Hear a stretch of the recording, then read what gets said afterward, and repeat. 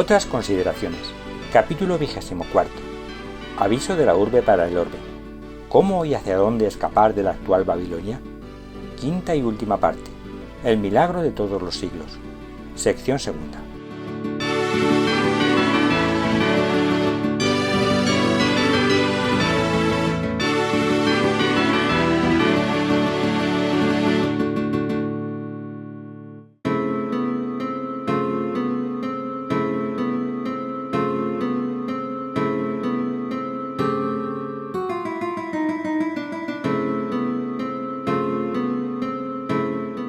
La inesperada señal física abierta a todos.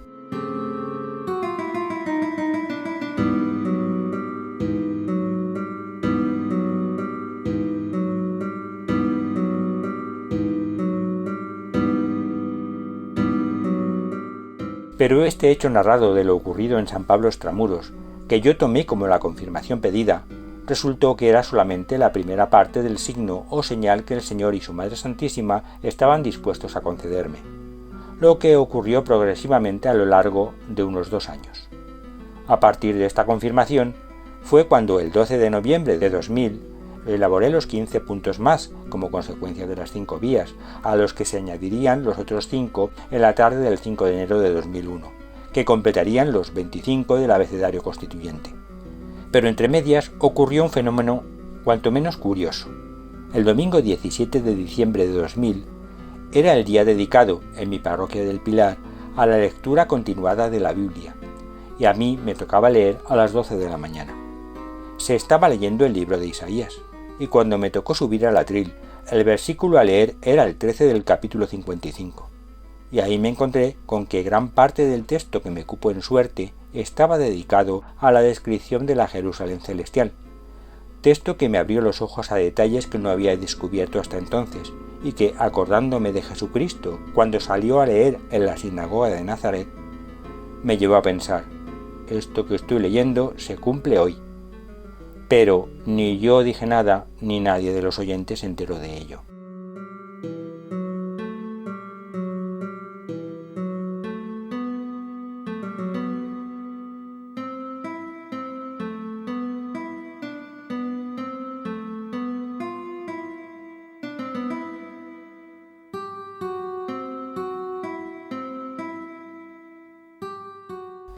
Pero como mi amiga Marijose me presionaba para salir a buscar algún pueblo abandonado donde poder comenzar, y yo no tenía ni idea de dónde buscar ni cómo hacerlo, me puse a mirar mapas por si el Señor me inspiraba alguna cosa. Y, completamente a ciegas y fijándome en detallitos nimios, fuimos con su coche a hacer rutas de ir y volver en el día por la provincia de Cuenca, lo que se inició en el mes de noviembre, aunque a mí aquello me parecía un poco sin sentido. Sin embargo, a medida que pasaban las semanas, a mí se me iba formando una imagen abstracta del lugar, a la que se le iban sumando detallitos, incluso nombres de lugares próximos. Y a esto lo comencé a denominar mi fantasía del lugar.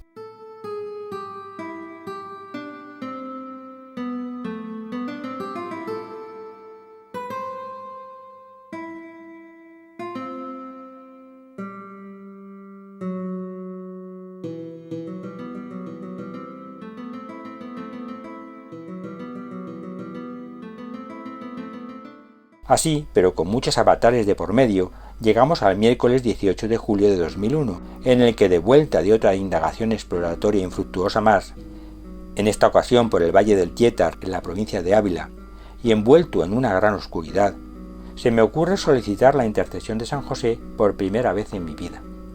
Y acto seguido, tengo una llamada telefónica para ofrecerme la posibilidad de ir a un lugar llamado Buenafuente del Sistal, en la provincia de Guadalajara, para el primer fin de semana de agosto, con posibilidad de quedarse toda la semana siguiente que duran los ejercicios espirituales. Y acepto. A estas alturas ya no tenía trabajo ni lo buscaba, enfocada ya mi vida hacia el proyecto.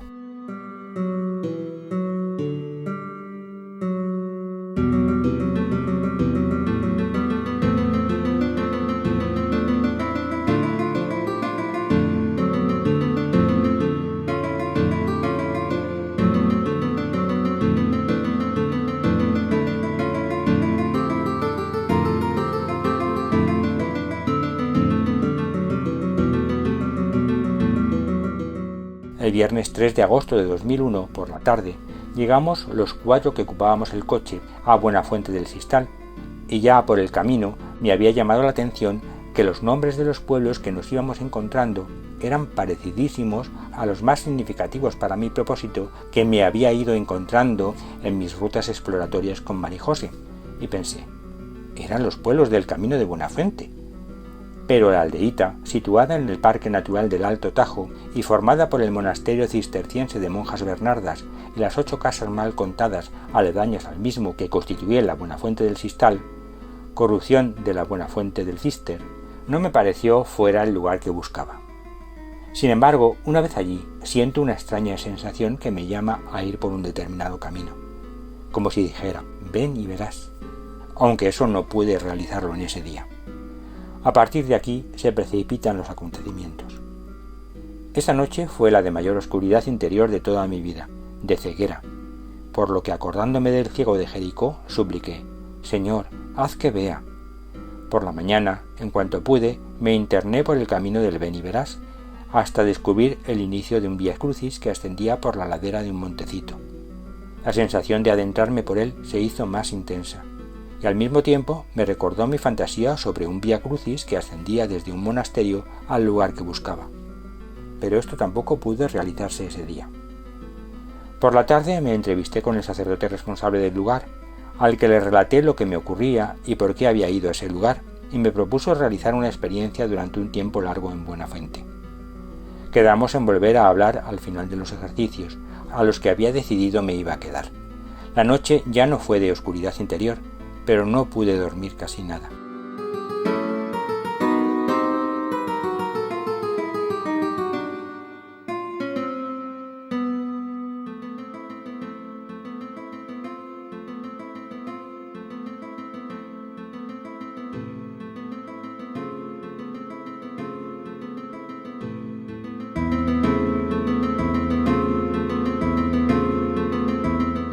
Por la mañana, ya del domingo 5 de agosto de 2001, por fin se da la ocasión de seguir ese vía crucis que ascendía por el montecito.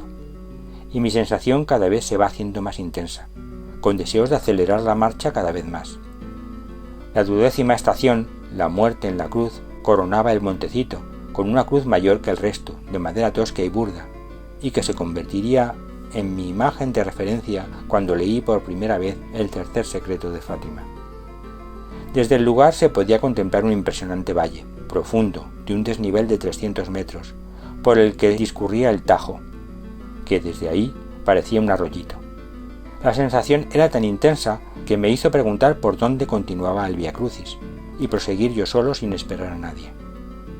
Y la sensación se incrementaba, pero yo, a pesar de que miraba y contemplaba el impresionante paisaje a ambos lados, no veía nada, a pesar de haber dejado atrás el Vía Crucis y a uno de mis acompañantes que no me podía seguir porque me volaban los pies. Y adelanté a 2 religiosas que optaban por volverse y que me preguntaron, ¿dónde vas?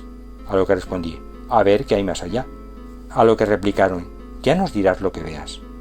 Respuesta que se me quedó grabada y que me dio para reflexionar por su simbolismo incluso hasta el día de hoy.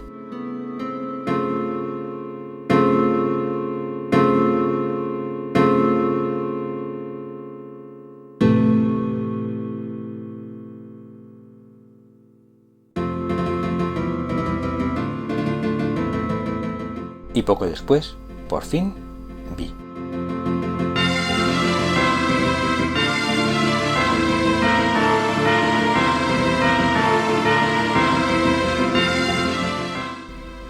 No con los ojos de la carne, porque con ellos veía el monte tal cual era, sino con los ojos del alma o del espíritu, y vi, en imagen, toda una preciosa ciudad, en lo alto del monte que tenía delante, la ciudad de Dios, y dije para mí al mirarlo, ¡qué preciosa es! Y me llené de gozo y de alabanzas a Dios, y subí al monte para comprobar que era el lugar, y me convencí de que sí. Pero tuve que regresar para poder llegar a tiempo a la Eucaristía del día, la que viví con una gran emoción y alabanza, y repitiendo interiormente, ¡qué preciosa era!, y limpiándome las lágrimas con disimulo para que no se me notara.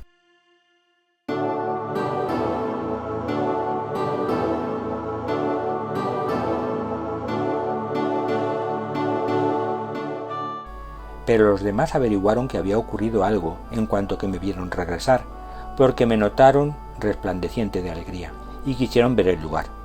Pero solo mi amiga María Asun me acompañó en plena hora de la siesta.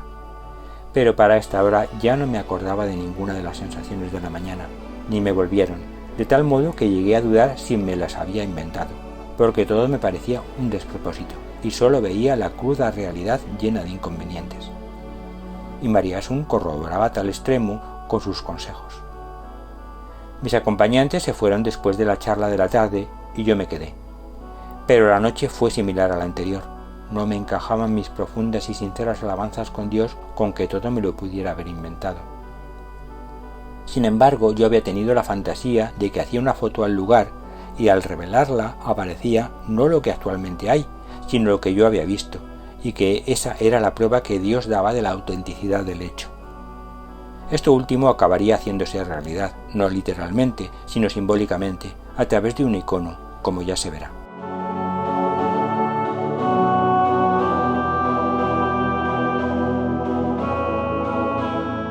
Pero además, ese día 5 de agosto, de no haber sido domingo, podría haberse celebrado Nuestra Señora de las Nieves o la dedicación de la Basílica de Santa María la Mayor en Roma, con el milagro de la nieve en pleno mes de agosto, que permitió encontrar la ubicación donde la Virgen quería se construyera tal basílica.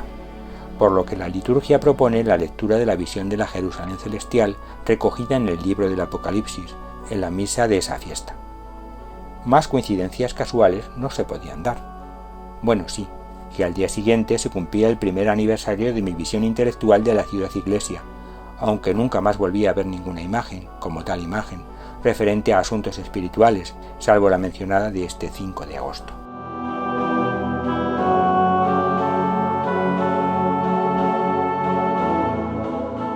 Como me estoy alargando demasiado en este asunto tan prolijo, voy a suprimir infinidad de detalles y a correr todo lo que pueda.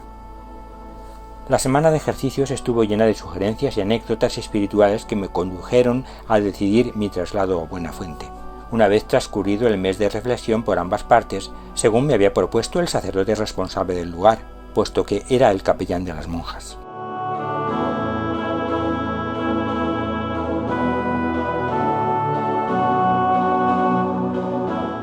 De vuelta en Madrid, quise explicarle a Marijose cómo era mi fantasía del lugar, ya que había encontrado algunas similitudes con el paraje próximo a Buenafuente del Sistal, en la zona de mi visión, para lo que le pergeñé un esquemita, que luego ya en casa y con más tranquilidad dibujé con un mayor detalle en mi cuaderno de ejercicios.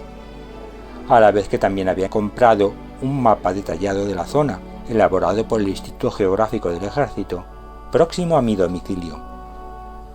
Pero contemplando mi dibujo o croquis de mi fantasía del lugar, ya el 19 de agosto de 2001, y comparándolo con el mapa o plano que compré, y viendo sus similitudes y diferencias, se me ocurrió, no sé por qué, girar la cabeza y fijarla en una copia moderna y un tanto tosca del icono ruso de la Trinidad de Andrei Rublev, que tengo en mi habitación, cuyo original fue pintado hacia el año 1410. Y entonces caí en la cuenta de las similitudes de mi esquema del lugar con la estructura del icono, de los 3 montes que lo delimitan en aquel y las 3 figuras que lo conforman en este. Y me quedé completamente asombrado, viniéndome a la mente: Jerusalén está rodeada de montañas y el Señor rodea a su pueblo, ahora y por siempre, como dice el Salmo 124 de la liturgia. Con lo que aprecio también que el lugar a bendecir no es solo el monte, como pensaba, sino todo lo que conforma el valle, al igual que en mi fantasía, y como se indica en los estatutos. Días después, y a raíz de una conversación con una amiga, caigo en la cuenta de que aquella fantasía en la que yo hacía una foto del lugar, y en ella lo que aparecía era más bien lo que yo había visto en vez de la realidad objetiva, se trata en realidad de un símbolo de lo que estaba ocurriendo con este icono y mi croquis.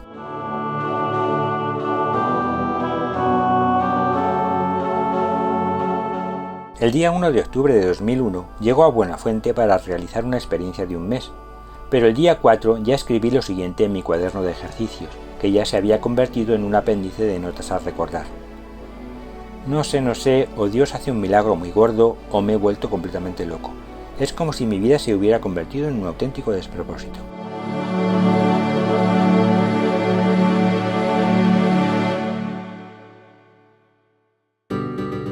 El día 12 de octubre de 2001, tal como lo tenía previsto, y a pesar de que no paraba de llover, realizo la bendición del lugar, tal y como había visto en un sueño debía realizarla.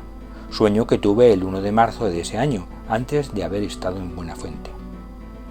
El 16 de octubre descubro que los dibujos simbólicos que se encuentran situados sobre cada una de las personas de la Trinidad en el icono de Rublev existen como objetos tangibles en la realidad del paraje próximo a Buenafuente. La Peña del Ceño, que se ve a lo lejos, al otro lado del río, el árbol torcido que culmina una elevación central en el valle y el taller de los iconos junto al cenobio de Buenafuente donde yo residía, cada uno situado en su lugar correspondiente según el icono, como si este fuera un mapa al estilo antiguo, al modo del mapa del tesoro. Parecía como si la foto se hubiera realizado en un determinado día a una determinada hora, desde un punto concreto del cielo. Todo de proporciones descomunales para mí.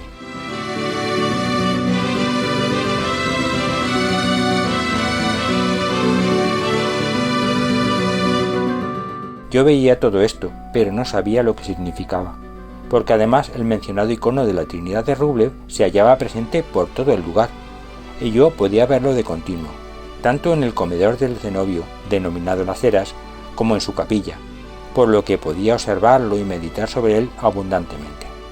Incluso bastantes meses después, cuando ya me decidí a ir contando estas curiosidades, me enteré de que también se había colocado en los cimientos del cenobio en el que residía cuando se construyó.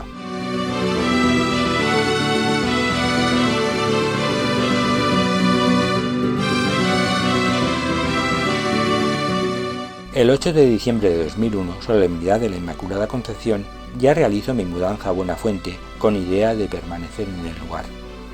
Durante estos meses y los subsiguientes voy encontrando, poco a poco, porque se necesitaba caminar kilómetros, las semejanzas con mi fantasía del lugar en el paraje bendecido, pero a una escala gigantesca, e incluso unos antiguos y abandonados baños romanos en la ribera del otro lado del río, pertenecientes al pueblo de Huerta Pelayo, para el que había que dar un rodeo enorme para llegar, y solo se podía ir en coche.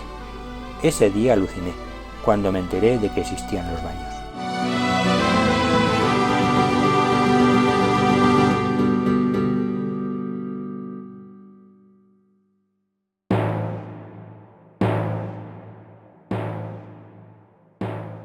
Hacia marzo de 2002 me ocurre un fenómeno inusual en el que no reconocí a Dios y que por eso no anoté la fecha, pero que tendría sus consecuencias.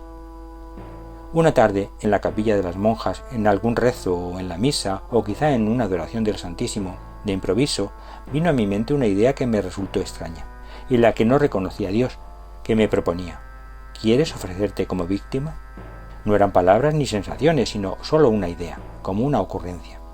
Yo di un respingo interior, acordándome de lo que yo había leído sobre una pregunta similar a otras personas y de la respuesta favorable de ellas casi con ilusión protagonista, situación que yo no entendía, al igual que eso de buscar el sufrimiento a propósito y cosas así, porque me parecían búsquedas de protagonismo personal. Y dije tajantemente, no, pero inmediatamente pensé que a lo mejor no era un disparate de mi propia mente, influida por lecturas de casos así, y verdaderamente era una propuesta de Dios. Y entonces dije algo así como: bueno, yo por mí no lo quiero, pero si es cosa tuya, yo quiero lo que tú quieras. Y la cosa pasó, y aquello se me olvidó, pensando que se me habían cruzado los cables, y no le di mayor importancia.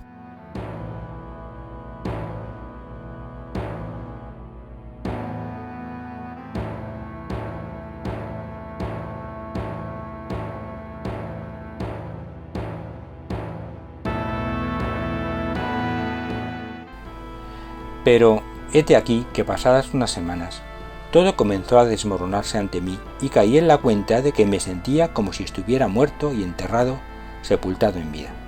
Sí, estaba feliz por dentro, y el Señor me dio una muestra de estar conmigo y de acompañarme en mi situación, entendiendo que era querida por Él. Pero, fuera de ahí, todo era estar atado de pies y manos y metido bajo tierra. Porque nada de lo que yo pudiera aportar como don personal era útil a la comunidad, según me dijo el sacerdote encargado en su día, porque eso era autorrealización personal. Y es que solo era útil lo que él dispusiera. Y el proyecto, en esa situación, con todos los elementos humanos, cosmológicos y telúricos en contra, era inviable.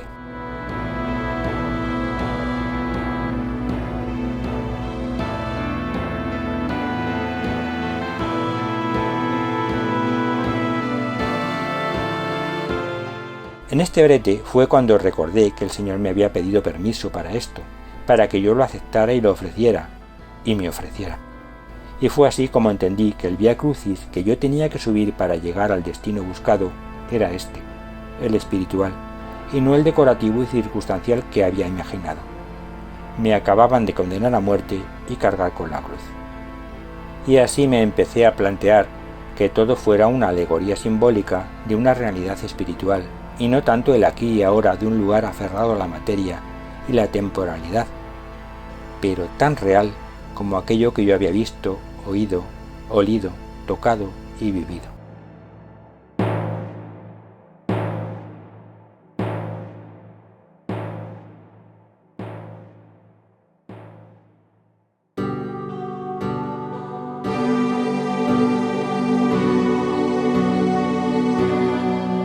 El viernes 14 de junio de 2002, durante un paseo por la zona de la Bendición con Loli, también residente en Buenafuente y en situación parecida a la mía, esta me enseña a diferenciar las piedras vulgares de los fósiles que también aparecen por el camino, y yo recogí algunos que me traje como recuerdo, como es el caso de la concha Riconella quadruplicata o de crioceras, un tipo de ammonites, ambos propios de la era secundaria.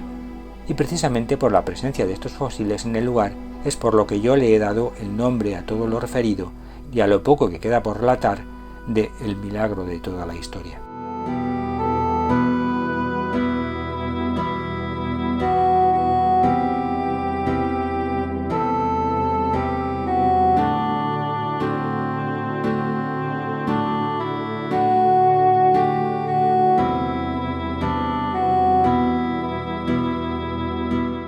Ya en julio la situación ha empeorado tanto que ya empiezo a darme cuenta de aspectos que hasta entonces me habían pasado desapercibidos, por lo que la estancia en Buenafuente comienza a hacerse insostenible. Forzándome a aprender a discernir por mi cuenta, como Dios me da a entender, puesto que allí no hay nadie disponible para ayudarme, sobre mi camino a seguir según la voluntad de Dios. E incluso escuché comentar a unos sacerdotes de los que pasaban esporádicamente por allí un comentario sobre cierto obispo, cuyo nombre borré de mi memoria, que se ufanaba públicamente de arrastrar por el barro al Espíritu Santo. Y yo estaba allí para contribuir a la santificación de la Iglesia y a luchar por ella, y no para dar fe de sus miserias y contemplar impasible su hundimiento. Menos mal que por fin pude pedir ayuda a un sacerdote que iba y venía periódicamente por allí, y éste sí corroboró mi decisión. Yo a estas alturas me había quedado muy delgado, y la gente me lo decía, lo que era un signo objetivo de mi problema, la insatisfacción que ya somatizaba, es decir, que simbólicamente lo que comía allí no me alimentaba.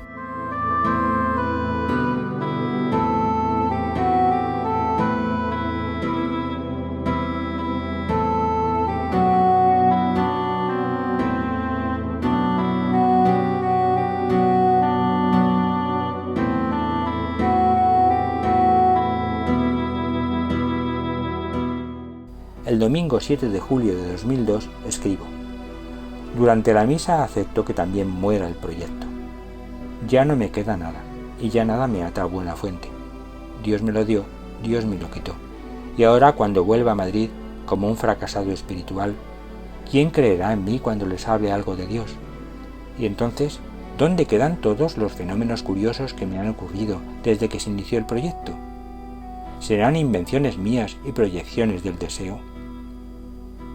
Pero por estas fechas se me ocurrió realizar una fotocopia en transparencia del mapa del Instituto Geográfico del Ejército que abarcaba la zona, y superponerla sobre el icono de la Trinidad, con la buena fortuna, más bien gracia de Dios, de hacerlo en la proporción justa para que el trazado del río se ajustara perfectamente a la silueta del Espíritu Santo, quedándome asombradísimo al comprobar cómo encajaba todo en una conjunción imposible, y además pudiéndose apreciar cómo su mano derecha actúa de puente sobre el río, como figura en el croquis de mi fantasía, y la larga vara que sostiene con la izquierda, en la realidad corresponde a una falla del terreno a todo lo largo, que se puede apreciar en la fotografía de la zona, y con el topónimo que corresponde al pie, denominado pie labro, mientras que las líneas de altitud perfilan el brazo del Hijo en el centro y con la marca de la cruz del Vía Crucis sobre la cabeza del mismo.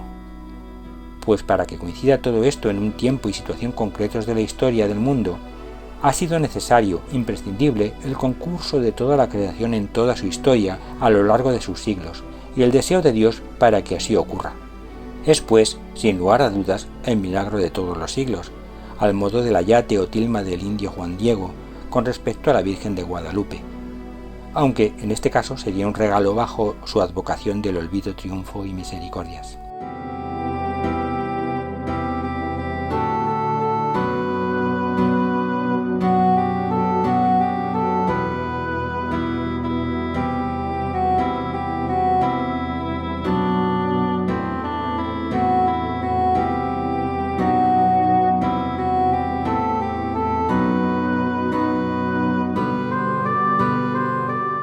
Las circunstancias hacen que sea el martes 6 de agosto de 2002, segundo aniversario de mi visión intelectual de la ciudad iglesia, la fecha de mi regreso definitivo a Madrid, sin que ya volviera a pisar aquel lugar hasta el día de hoy.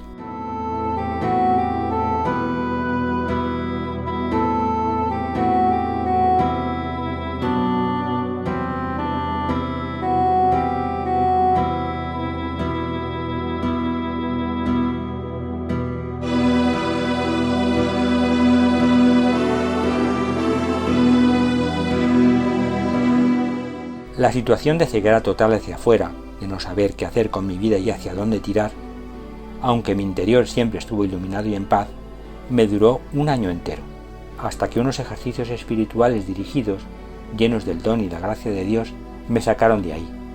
Así pude acabar por aceptar la grandiosidad del proyecto y su trascendencia más allá de mis capacidades, y acabar por referirme también a él, ya en estos tiempos, con el nombre de Neopatria.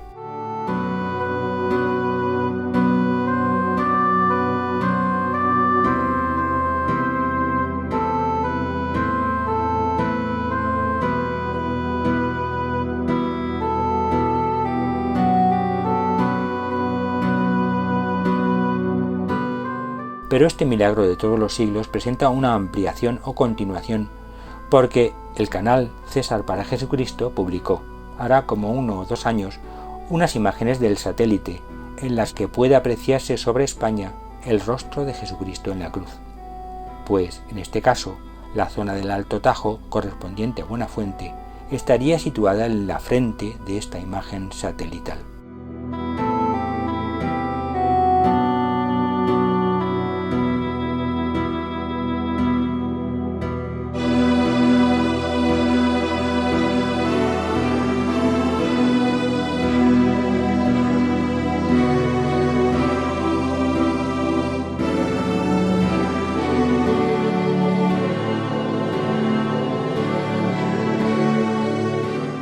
¿Y qué sentido puede tener todo esto para nuestro mundo y en las condiciones de deterioro exacerbado del mismo que padecemos?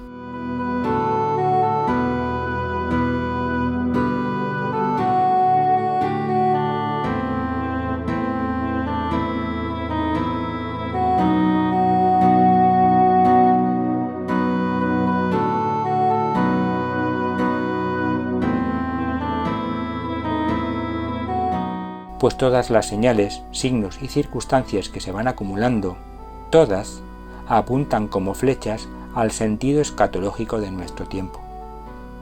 Y por si quedaba alguna duda, aquí está esta acontecida el 27 de marzo de 2020.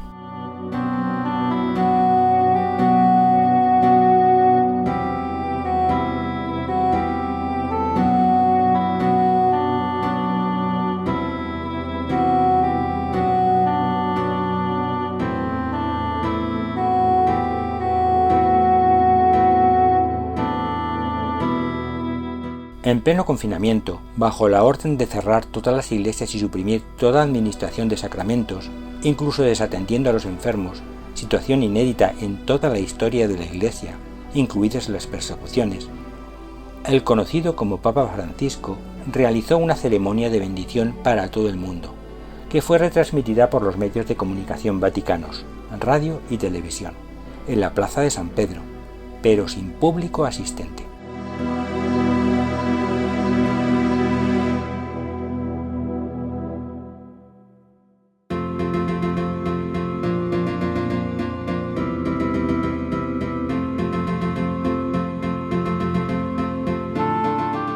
Toda la cristiandad estaba conectada en este momento tan singular y se podía contemplar la desolación del lugar durante la celebración.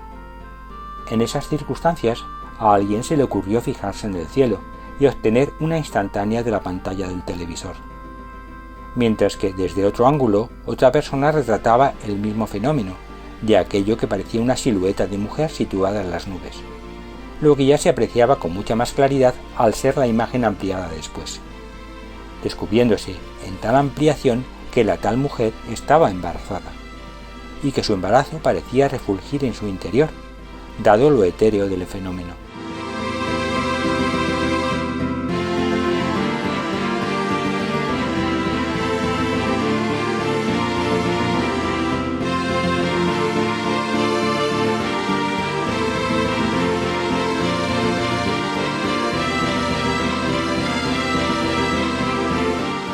Una amiga mía recogió estas fotos de internet y me las pasó, pero sometiendo dicha ampliación a una permuta de color para favorecer los contrastes, con lo que el embarazo, en situación muy avanzada, quedaba bien patente, así como el aspecto mariano del asunto.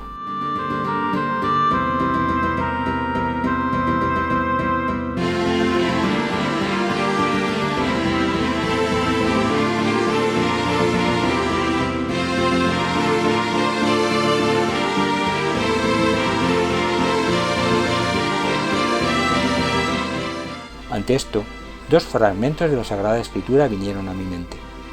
Uno del Evangelio de San Mateo, que remitía al libro de Daniel. Cuando veáis la abominación de la desolación anunciada por el profeta Daniel, erigida en el lugar santo, el que lea que entienda.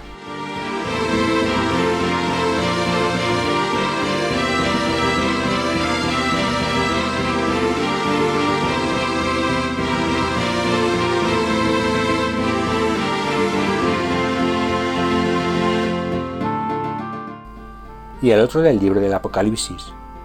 Un gran signo apareció en el cielo, una mujer vestida del sol y la luna bajo sus pies, y una corona de 12 estrellas sobre su cabeza, y está encinta, y grita con dolores de parto y con el tormento de dar a luz.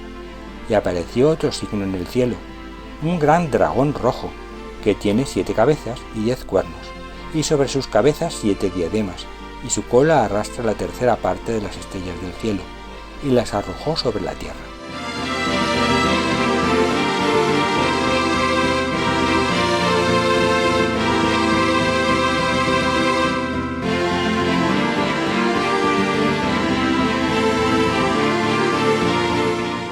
Y el dragón se puso en pie ante la mujer que iba a dar a luz, para devorar a su hijo cuando lo diera a luz. Y dio a luz un hijo varón, el que ha de pastorear a todas las naciones con vara de hierro.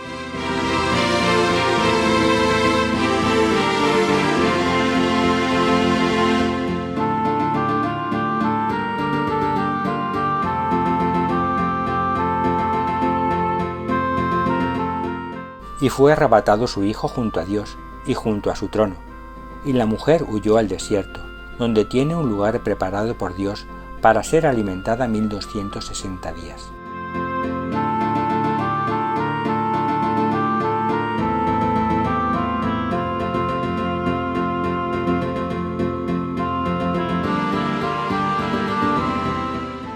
Y si ahora nos imaginamos la columnata de Bernini como si fuera una gigantesca boca abierta, puede que se nos aclare el simbolismo y la situación que padecemos, y con ello las soluciones que el Señor nos ofrece para su desenlace final.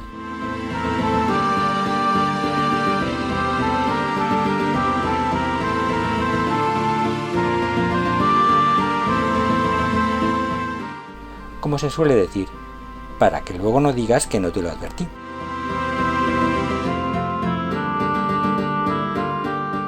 Muchas gracias por su atención.